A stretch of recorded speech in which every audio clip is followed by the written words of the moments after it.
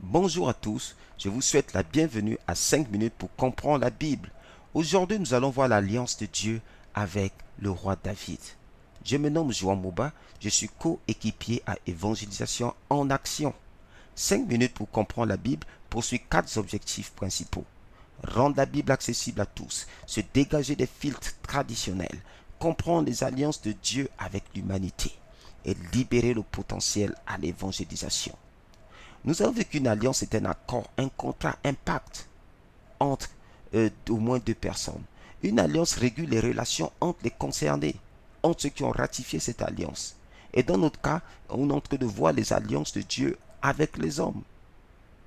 Et nous avons vu qu'une alliance a un canon, c'est-à-dire l'ensemble de documents historiques, culturels, sociaux, légaux, qui ont entraîné à la ratification de cette alliance et qui ont permis de voir l'évolution de la relation dans cette alliance, comment cette alliance était respectée, et ainsi de suite.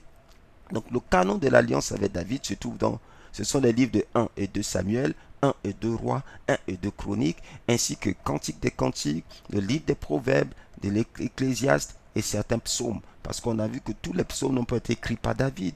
Il y a même des psaumes de Moïse. Et voyons le contexte de David. On voit que David, c'était un berger.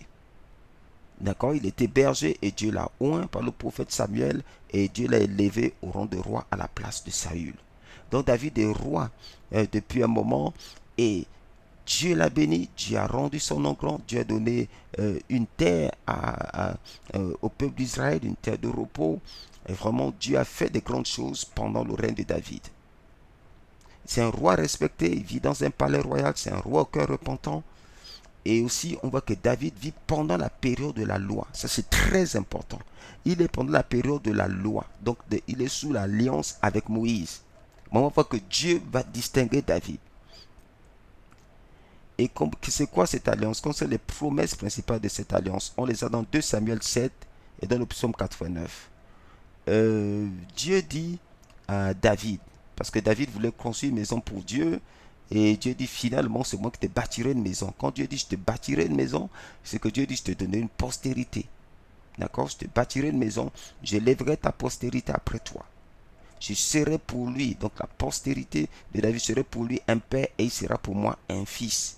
Donc Dieu a promis à David que après le règne de David, Dieu élèvera un de ses fils. Ça c'est important. Et Dieu dit que ta maison et ton règne seront pour toujours assurés. Et ton trône sera affermi pour toujours aussi. Et ici donc on voit qu'on a, quel est le type d'alliance? Une alliance souveraine de faveur. On n'a aucun symbole, c'est Dieu qui vient souverainement faire des promesses à David.